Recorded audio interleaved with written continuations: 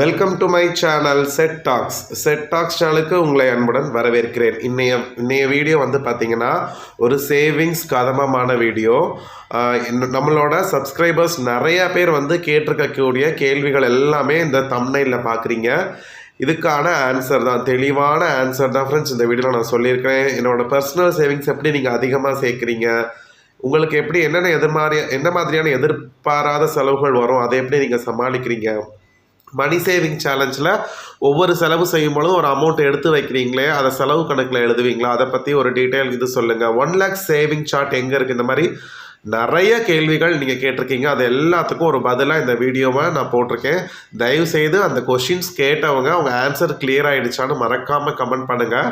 இது எல்லாருக்குமே யூஸ்ஃபுல்லாக இருக்கும். பார்த்துட்டு மறக்காமல் வீடியோவை லைக் பண்ணுங்கள், உங்கள் ஃப்ரெண்ட்ஸ்க்கெல்லாம் ஷேர் பண்ணுங்கள். ஃப்ரெண்ட்ஸ், இப்போ நம்ம வீடியோக்குள்ளே போயிடலாம். ஃபஸ்ட்டு வந்து பார்த்திங்கன்னா, எதிர்பாராமல் வரக்கூடிய செலவுகள். நம்ம என்ன தான் பட்ஜெட் போட்டு குடும்பம் ரன் பண்ணாலும் நமக்கு வந்து பார்த்திங்கன்னா எதிர்பாராத செலவுகள் வருமான்னு கேட்டால் கண்டிப்பாக வரும். எல்லார் வீட்லேயுமே வரும். அதை சமாளிக்கிறதுக்கு தான் நம்ம சேமிக்கிறோம். சரி, இப்போ எங்கள் ஃபேமிலிக்கு என்னென்ன மாதிரியான எதிர்பாராத செலவுகள் வந்துச்சு அப்படின்னு பார்த்திங்கன்னா, கண்டிப்பாக ஸ்டேஷ்னரி ஐட்டம் வரும். நான் என்ன தான் பல்க் ஷாப்பிங்கில் நம்ம வந்து ஸ்டேஷ்னரி ஐட்டம் வாங்கி வச்சாலும் சம்டைம்ஸ் பசங்க டெய்லி ஒரு பென்சிலை தொலைச்சிட்டு வருவாங்க, இல்லை நம்ம வாங்காத ஒரு ஸ்டேஷ்னரி ஐட்டம் அதை வாங்கிட்டு வாங்க அப்படின்வாங்க. முக்கியமாக பார்க்க போனீங்கன்னா ஷார்ப்னர் போடுறதுக்கு வந்து ஏதாவது ஒரு குட்டியாக ஒரு டஸ்ட்பின் மாதிரி வாங்கி வச்சுக்காங்க. அந்த மாதிரி ஏதாவது ஒன்று சொல்லிக்கிட்டே இருப்பாங்க. அப்படி ஸ்டேஷ்னரி ஐட்டம் அடிக்கடி வாங்குற மாதிரி இருக்கும், A4 ஷீட் வாங்குற மாதிரி இருக்கும், சார்ட்டு வாங்குற மாதிரி இருக்கும், சம்டைம்ஸ் ஏதாவது அந்த ஆக்டிவிட்டிக்கு வாங்குற மாதிரி இருக்கும். அதெல்லாம் எதிர்பாராமல் வரக்கூடிய செலவுகள் தான். அதெல்லாம் பட்ஜெட்லேயே நம்ம போட்டிருக்க மாட்டோம். இந்த டைம் வந்து பார்த்திங்கன்னா தனித்தனியாக யோகா மேட்டு வாங்கணும் அப்படின்னாங்க. அதுவே வந்து பார்த்திங்கன்னா கிட்டத்தட்ட 2 பேருக்கும் சேர்த்து ஒரு 900 ரூபாய் கிட்ட வந்துச்சு. அப்புறம் பிள்ளைங்களுக்கு கொஞ்சம் முடியாமல் வந்ததுனால மெடிசின்ஸ் வாங்கினோம். இல்லை எங்களுக்கோ பெரியவங்களுக்கு முடியாமல் வந்துச்சு, ஏதாவது ஒரு பிரச்சனை, ப்ராப்ளம்ஸ், மெடிக்கல் இஷ்யூ வருது, அதுக்கு டாக்டர்கிட்ட போகிறோம், பணம் கொடுக்குறோம், மருந்து வாங்குற மாதிரி வரும். அப்புறம் ஆட்டோவுக்கு போகிற மாதிரி இருக்கும். சம்டைம்ஸ் வந்து எமர்ஜென்சியாக ஆட்டோக்கு போகிற மாதிரி இந்த மாதங்கள் நிறையா வந்துச்சு. ஆல்ட்ரேஷன் டைலர்கிட்ட நம்மளோட ட்ரெஸ் எல்லாம் பெருசாக இருக்கும். அதாவது இப்போ நான் வெயிட் லாஸ் பண்ணியிருக்கேன்னு வச்சுக்கோங்களேன், அப்போ நான் போய் பேண்ட்டை ஆல்ட்ரு பண்ணுற மாதிரி இருக்கும், பசங்களோட ட்ரெஸ்ஸை ஆல்ட்ரு பண்ணுற மாதிரி இருக்கும், மெடிக்கல் டெஸ்ட்டு எடுக்கிற மாதிரி கொஞ்சம் செலவுகள் வந்துச்சு. அப்புறம் வீட்டில் சில விஷயங்கள் ரிப்பேர் ஆச்சு, இன்வெர்ட்டர் ரிப்பேர் ஆச்சு, இந்த மாதிரி சில பழுது பார்க்கும் வேலைகள், இந்த மாதிரி ஏதாவது இதில் நான் சொன்ன விஷயங்கள் இந்த மாதம் வந்துச்சு. இந்த மாதிரி ஏதாவது ஒவ்வொரு மாதம் வந்துட்டு தான் இருக்கும். ஆனால் நம்ம எதிர்பாராமல் வரக்கூடிய செலவுகளை நம்மளால் அவாய்ட் பண்ண முடியாது. அவாய்ட் பண்ணணும்னா அதுக்கு நம்ம நிறையா மெயின்டைன் பண்ணணும். அதை பண்ணியுமே எனக்கு இந்த மாதிரி விஷயங்கள் வரதான் செய்யும் ஃப்ரெண்ட்ஸ். அதுக்கு நான் எப்படி மேனேஜ் பண்ணுறேன் அப்படின்னா, ஏன்னா பட்ஜெட்டில் இந்த விஷயங்களுக்குலாம் நான் பணம் ஒதுக்கியிருக்க மாட்டேன், நமக்கு தெரியாது இல்லையா இந்த செலவுகள் எனக்கு வரும்னு சொல்லிட்டு. ஸோ நான் எப்படி மேனேஜ் பண்ணுறேன் அப்படிங்கிறதுக்கான பதில் நான் இப்போ சொல்கிறேன். நம்மளோட பழைய சப்ஸ்கிரைபர் எல்லாருக்கும் இதுக்கான பதில் தெரியும். இருந்தாலும் நிறைய பேர் புது சப்ஸ்கிரைபர் வந்திருக்கீங்க, அவங்களுக்காக சொல்கிறேன். எமர்ஜென்சி சேவிங்ஸ் அப்படின்னு சொல்லிட்டு நான் ஒரு சேவிங்ஸ் ஆல்ரெடி வச்சுருக்கேன். அதாவது என்னோட மேஜிக் பாக்ஸில் எனக்கு அவசரத்துக்கு கடன் தந்து உதவும் மேஜிக் பாக்ஸ் அப்படின்னு சொல்லி ஒரு 2-3 வருஷத்துக்கு முன்னாடி ஒரு வீடியோ போட்டிருந்தேன். ஒரு பாக்ஸில் ஒரு 50,000 ரூபாய் சேர்த்தேன். எப்படி அந்த 50,000 ரூபாய் அதில் சேர்த்தேன் அப்படிங்கிறத அந்த வீடியோவில் நான் சொல்லியிருக்கேன். அந்த மேஜிக் பாக்ஸு எப்படி பணம் சேர்த்தேன், அதுக்கு எப்படி நான் அந்த மேஜிக் பாக்ஸை நான் யூஸ் பண்ணுவேன் அவசர செலவுக்கு அப்படிங்கிறதெல்லாமே அந்த வீடியோவில் எக்ஸ்பிளைன் பண்ணியிருக்கேன். பார்க்காதவங்க அந்த வீடியோவை பாருங்கள். நான் இப்போ இந்த மாதிரி எதிர்பாராமல் வரக்கூடிய செலவுகள் வந்துச்சுன்னா அந்த மேஜிக் பாக்ஸ்லேருந்து பணம் ஆல்ரெடி 50,000 ரூபாய் அதில் இருக்கும். நான் பணத்தை எடுத்துகிட்டு செலவு பண்ணிவிட்டு நெக்ஸ்ட் மாதம் நம்ம யார்ட்டையும் கடையை வாங்கினா என்ன பண்ணுவோம், திரும்பி கொடுப்போம். அதே மாதிரி அந்த பாக்ஸுக்கு நான் திரும்பி கொடுத்துருவேன். ஆட்டோமேட்டிக்காக அதில் 50,000 ரூபா மெயின்டைன் ஆகிக்கிட்டே இருக்கும். இந்த மாதிரி ஒரு லிக்விட் கேஷ் எப்போதுமே நம்ம வீட்டில் இருக்கணும். நிறைய பேர் வீட்டில் இதை ஃபாலோ பண்ணுவாங்க. எஸ்பெஷலி லேடிஸ் நிறைய பேர் யாருக்குமே தெரியாமல் சீக்ரெட்டாக ஒரு அமௌண்ட்டை வச்சுருப்பீங்க. இந்த மாதிரி லேடிஸ் ஃபேமிலி ரன் பண்ண லேடிஸ் வந்து குடும்பம் பார்க்குறாங்க, வரவு செலவு பார்க்குறாங்கன்னா கண்டிப்பாக இந்த பழக்கத்தை, ஒரு நல்ல பழக்கம் எல்லாருமே ஃபாலோ பண்ணி நான் பார்த்துருக்கேன். அதே மாதிரி நான் மேஜிக் பாக்ஸுன்னு சும்மா ஒரு இன்ட்ரெஸ்டிங்காக இருக்கட்டும் அப்படிங்கிறதுக்காக நான் இதை ஃபாலோ பண்ணுறேன். இந்த வீடியோ மறக்காமல் பாருங்கள்.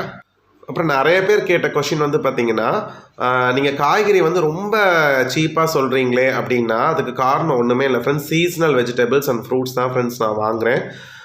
எந்தெந்த சீசனில் எந்தெந்த காய்கறி சீப்பாக கிடைக்குதோ அப்போ நம்ம அதை நிறையா வாங்கி யூஸ் பண்ணிக்கணும். தக்காளியாக இருக்கட்டும், பீன்ஸாக இருக்கட்டும், கேரட்லாம் ஒரு இப்போ 2 மாதத்துக்கு முன்னாடி 100 சொன்னாங்க. இப்போ பார்த்தீங்கன்னா ரொம்ப சீப்பாக இருக்குது. மிதிப்பாவுக்காய் சீப்பாக இருக்குது, வெண்டைக்காய் சீப்பாக இருக்குது. இந்த மாதிரி காய்கறி எப்பப்பெல்லாம் என்ன காய்கறி சீப்பாக இருக்கோ அதை வாங்கி யூஸ் பண்ணிக்கோங்க. கீரை அதிகமாக சேர்த்துக்கோங்க. ஒரு 2 கட்டு கீரை இல்லை 1 கட்டு கீரை வாங்கினா கூட அதை 2 நாள் நம்ம வச்சுக்கலாம், இல்லை 1 நாள் வச்சுக்கிட்டாலும் 10 ரூபாயோட முடிஞ்சிடும். அது மாதிரி தக்காளி சீசன் அப்போ நிறைய தக்காளி வாங்கி தக்காளி சட்னி, தக்காளி தோசை, இல்லை தக்காளி சாதம் இந்த மாதிரி செஞ்சு நம்ம மேனேஜ் பண்ணிக்கலாம். ஸோ அந்த மாதிரி சீசனல் ஃப்ரூட்ஸ் அண்ட் வெஜிடபிள்ஸ் வாங்குறதுனால எனக்கு செலவு வந்து கம்மியாக வருது. அப்புறம் கிராசரியில் ஒரு ஐட்டம் நான் ரேஷன் கடையில் எவ்வளவு மேக்ஸிமம் யூஸ் பண்ண முடியுமோ யூஸ் பண்ணிடுவேன். கல்லுப்பு, ஜீனி, பருப்பு, அரிசியை வந்து பார்த்திங்கன்னா இட்லிக்கு அரைக்கிறதுக்கு, முறுக்கு மாவு போடுறதுக்கு, அதுக்கப்புறம் பொங்கல், அப்புறம் இடியாப்பம் செய்கிறதுக்கு, இந்த மாதிரி விஷயங்களுக்கு, அப்புறம் சத்து மாவுக்கு அரைக்கும்போது சேர்த்து அரைக்கிறதுக்கு எல்லாத்துக்குமே நாங்கள் யூஸ் பண்ணிப்போம். எண்ணெய் பேக்கெட் மட்டும் யூஸ் பண்ண மாட்டோம். அப்புறம் இன்னொருத்தவங்க கேட்டிருந்தீங்க, அந்த மாதிரி உங்களோட கிட்ஸுக்கு நீங்கள் எப்படி ஸ்நாக்ஸ் கொடுக்குறீங்க டெய்லி ஸ்கூலுக்கு அப்படின்னு. எங்களுக்கு ஸ்கூலில் அவங்க படிக்கிற ஸ்கூலில் வந்து டைம் டேபிளே கொடுத்துருவாங்க. அந்த ஸ்நாக்ஸ் தான் கொடுத்து விடணும். திங்கக்கிழமை அப்படின்னு பார்த்தீங்கன்னா வேக வச்ச சுண்டல், அதாவது கொண்டக்கடலை, பட்டாணி, சகப்பு கொண்டக்கடலை, பாசிப்பயிறு, தட்டாம்பயிறு, இந்த மாதிரி ஏதாவது ஒரு பயிர் வகைகளை வேக வச்சு கொடுத்துடணும். செவ்வாய்க்கிழமை வந்து சீசனல் ஃப்ரூட்ஸ் ஏதாவது, இப்போ மாம்பழம் சீசன்னா மாம்பழம் கொடுக்கலாம். அப்புறம் வந்து மற்ற ஃப்ரூட் சீசன் ஒவ்வொரு மந்த்தும் ஏதாவது ஒரு சீசனல் ஃப்ரூட் வரும், அந்த சீசனல் ஃப்ரூட்டை கொடுத்துடணும். புதன்கிழமை வந்து பார்த்திங்கன்னா கண்டிப்பாக நட்ஸ் இருக்கணும், அதாவது பாதாம், முந்திரி, ட்ரை கிரேப்ஸு, இந்த மாதிரி ஏதாவது விஷயங்கள் கொடுக்கலாம். அப்படி இல்லாதவங்க கடலை மிட்டையாவது அட்லீஸ்ட் கொடுத்து விடணும்னுவாங்க. அது டைம் டேபிளே இருக்குது. வியாழக்கிழமை வந்து கண்டிப்பாக அவலில் ஏதாவது செஞ்சு கொடுத்துடணும். அவல் ப்ளஸ் பிளெயின் சால்ட் பிஸ்கெட் கொடுக்கணும். வெள்ளிக்கிழமை எகைன் வேக வச்ச சுண்டல் தான். நீங்கள் வந்து மண்டே கொண்டக்கடலை கொடுத்தீங்கன்னா பாசிப்பயிறு வெள்ளிக்கிழமை கொடுக்கலாம். இந்த மாதிரி வேக வச்ச சுண்டலே 2 நாள் கண்டிப்பாக கொடுக்கணும். இதுதான் அவங்களோட ஸ்கூல் ஸ்நாக்ஸு சார்ட்டு. அதுபடி தான் நாங்கள் ஃபாலோ பண்ணுவோம். அப்புறம் இன்னொரு சப்ஸ்கிரைபர் கேட்டிருந்தாங்க, அப்போ எக்ஸ்பென்ஸ் எழுதையில் ஹுண்டியில் போடுறத சேர்த்து எழுதுவீங்களா? ஃபினான்ஷியல் ஸ்கேனிங்கில் அதை எப்படி கால்குலேட் பண்ணுவீங்க? ஆன்சர் ஒரு வீடியோவாக சொன்னால் கூட பெஸ்ட்டாக இருக்கும்னு கேட்டிருந்தாங்க. அதாவது மணி சேவிங்ஸ் சேலஞ்சுக்கு நான் பணம் எடுத்து வைக்கிறேன் இல்லையா, அதை பற்றி கேட்டிருந்தாங்க. கண்டிப்பாக அவங்க சொல்கிறது கரெக்டு தான். இப்போ நான் வந்து மட்டன் வாங்க போகிறேன்னு வச்சுக்கோங்களேன், நான் 400 rupees நான் எடுத்துகிட்டு போகிறேன். அப்போ நான் 50 ரூபா சேர்த்துட்டு 350 ரூபாய்க்கு நான் மட்டன் வாங்குகிறேன்.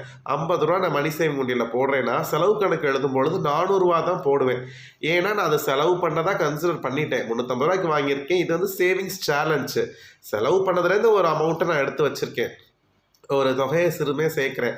ஆனால் நான் கணக்கில் 400 தான் எழுதிடுவேன். ஏன்னா அந்த பட்ஜெட் கவரில் மிச்சம் காசு தான் இருக்கும். 400 ரூபா காலியாகிடும். ஏன்னா திரும்பி அந்த பட்ஜெட் கவர்லேயே நான் போட்டுட்டேன் அப்படின்னா அப்போ 350 கணக்கு எழுதலாம். பட் ஆனால் செலவு பண்ணுற மாதிரி நான் நினச்சிக்கிட்டு ஒரு 50 ரூபாயை சேர்த்துருக்கேன். ஸோ இதுதான் அவங்களுக்கான பதில். இது உங்களுக்கு புரிஞ்சிருக்கும் நம்புகிறேன். ஃபினான்ஷியல் ஸ்கேனிங்கில் வந்து மிச்சம் இருக்கிறது வந்து பார்த்திங்கன்னா அந்த உண்டியல்லையும் போட்டு மிச்சம் வேறு ஏதாவது செலவு பண்ணாமல் இருக்கிறது தான் வந்து ஃபினான்ஷியல் ஸ்கேனிங் அப்போ மிச்சம் இருக்கும். ஒன்றுமே இல்லை ஃப்ரெண்ட்ஸ், இப்போ நான் வந்து 1300 ரூபா நான்வெஜ்ஜுக்கு எடுத்து வச்சுருக்கேன். ஒவ்வொரு வாரமும் வந்து பார்த்திங்கன்னா 300 ரூபாய்க்கு வாங்குகிறேன். இப்போ லாஸ்ட்டு வாரம் நான் நான்வெஜ்ஜே வாங்கலைங்கிறப்ப அந்த காசு இருக்கும்ல, அதுதான் ஃபினான்ஷியல் ஸ்கேனிங் அப்போ மிச்சம் இருக்கிற அமௌண்ட்டுன்னு எடுத்து வைப்பேன் ஃப்ரெண்ட்ஸ். அப்புறம் முக்கியமாக நிறைய பேர் கேட்டிங்க, இந்த 1 லட்ச ரூபா சேவிங்ஸ் சேலஞ்ச் அப்டேட் கொடுக்கும் பொழுது இந்த சார்ட்டை எங்களுக்கு கொடுங்க அப்படின்னு. ஆக்சுவலாக நான் சேவிங்ஸ் சார்ட் வந்து ஆல்ரெடி நம்மளோட பட்ஜெட் டைரி நீங்கள் எல்லோரும் டவுன்லோட் பண்ணியிருக்கீங்க இல்லையா, பிடிஎஃப் பட்ஜெட் டைரி 2025க்கான பட்ஜெட் டைரி வீடியோ நான் ஆல்ரெடி போட்டேன். அதை எல்லாருமே டவுன்லோட் பண்ணி வச்சுருப்பீங்க அந்த லிங்க்கில். அந்த டைரியோட பின் பக்கத்தில் தான் ஃப்ரெண்ட்ஸ் இருக்குது. ஃபஸ்ட்டு ஒவ்வொரு மாதத்துக்கான பட்ஜெட் எழுதுகிற பக்கம் இருக்கும். அதை முடிச்சு டிசம்பர் மாதத்துக்கு அப்புறம் வந்து பார்த்திங்கன்னா சேவிங்ஸ் பிளானர் இருக்கும். அதில் 50,000 ரூபாய் சேவிங்ஸ் சார்ட்டு, 1 லட்ச ரூபா சேவிங்ஸ் சார்ட் இருக்கும். ஸோ அந்த பட்ஜெட் டைரி பிடிஎஃப்ல தான் இருக்குது. வேணுங்கிறவங்க அதை அந்த பட்ஜெட் டைரி ஆல்ரெடி வச்சுருக்கிறவங்க யூஸ் பண்ணிக்கோங்க. இல்லை பட்ஜெட் டைரியே நான் டவுன்லோட் பண்ணல, நான் வந்து எடுக்கல அப்படிங்கிறவங்க settalks@gmail.comக்கு நீடு பட்ஜெட் டைரி நீங்கள் சென்ட் பண்ணுங்கள். நான் உங்களுக்கு அந்த பட்ஜெட் டைரி பிடிஎஃபை சென்ட் பண்ணி விட்றேன். அடுத்த கொஷின் வந்து பார்த்தீங்கன்னா, பர்சனல் சேவிங்ஸ் எப்படி நீங்கள் அதிகமாக சேமிக்கிறீங்க அப்படின்னு ஒருத்தவங்க கேட்டிருந்தாங்க. இந்த 1 லட்ச ரூபா சேவிங்ஸ்க்கு நான் அப்டேட் கொடுக்கும் பொழுது எப்படி உங்களுக்கு இந்த மாதிரி பணம் வருது, இல்லை அதிகமாக உங்களால் எப்படி சேமிக்க முடியுது அப்படின்னு கேட்குறாங்க. பொதுவாகவே ஃப்ரெண்ட்ஸ் இது ஒரே விஷயந்தான். எனக்கு பணம் சம்பாதிக்கிறதுக்கு எப்பெல்லாம் வாய்ப்பு கிடைக்குதோ அத்தனை வாய்ப்புகளையும் நான் பயன்படுத்தி பணம் சம்பாரிச்சிருவேன். ஏன்னா உங்களுக்கே தெரியும் என்னுடைய வருமானம் எவ்வளவு, 26,000 ரூபாய் தான் என்னுடைய வருமானம். என்னுடைய பட்ஜெட் வீடியோ நீங்கள் பார்த்துருக்கீங்க. அதை வச்சு நான் எல்லா மாதமும் வந்து சேமித்து வைக்கிறேன். ஓகே. ஆனால் இதையே நான் நம்பிட்டு இருக்கக்கூடாது. எனக்கு எப்பப்பெல்லாம் பணம் சம்பாதிக்க வாய்ப்பு வருதோ அதை நான் யூஸ் பண்ணேன் அப்படின்னா கண்டிப்பாக என்னால் சேமிப்பு அதிகமாக தானே ஆகும். வாய்ப்புகள் எப்பயாவது வரும், அதை பயன்படுத்திக்கிட்டால் அதை நம்ம சேமிப்பாக நம்ம மாற்றலாம். அது சின்ன வாய்ப்பாக இருந்தாலும் சரி, பெரிய வாய்ப்பாக இருந்தாலும் சரி, நமக்கு வாய்ப்புகள் கிடைக்கிறது பெரிய விஷயம். இப்போ நான் இந்த கொஷின் பேப்பர் எடுத்து கொடுக்குறேன், எனக்கு 1000 ரூபாய் கிடைக்குது. ஆனால் இந்த யூனிவர்சிட்டி கொஷின் பேப்பர் எடுத்து கொடுக்குறேன் 200ரூவானா பரவாயில்ல, அது ஒரு வேலையாக நினச்சி செய்வோம். 200ரூவா வந்தாலும் அதை என்ன செய்யலாம், சேமிக்கலாம். பேப்பர் கரெக்ஷன் இடத்துல என்ன செய்வாங்க, இந்த வாரம் கூப்பிட்ருப்பாங்க, அடுத்த வாரம் ரெஸ்ட் எடுக்கலாம்னு நினப்போம். சரி, ஒரு நல்ல சான்ஸ் கிடைக்குதுன்னா வீட்டில் சும்மா தானே இருக்கோம், போயிட்டு வரலாம் அப்படின்னு நம்ம போயிட்டு இந்த மாதிரி யூஸ் பண்ணுறது தான். ஸோ பணம் சம்பாதிக்கிறதுக்கு என்னென்ன வாய்ப்பு கிடைக்குதோ, நல்ல வாய்ப்புகள் கிடைக்குதோ, அந்த வாய்ப்புகள் பெருசோ சிறுசோ பயன்படுத்திக்கங்க. அப்படி கிடைக்கக்கூடிய அமௌண்ட்டை அப்படியே கம்ப்ளீட்டாக சேர்க்கணும். அதை தான் நான் ஃபாலோ பண்ணுறேன். அதுதான் ஃப்ரெண்ட்ஸ் எனக்கு பர்சனல் சேவிங்ஸ் அதிகமாக இருக்கிறதுக்கான காரணம். இதோட இந்த வீடியோவை முடிச்சுக்கிறேன் ஃப்ரெண்ட்ஸ். அடுத்த வீடியோவில் உங்கள் எல்லாரையும் பார்க்குறேன். Bye friends.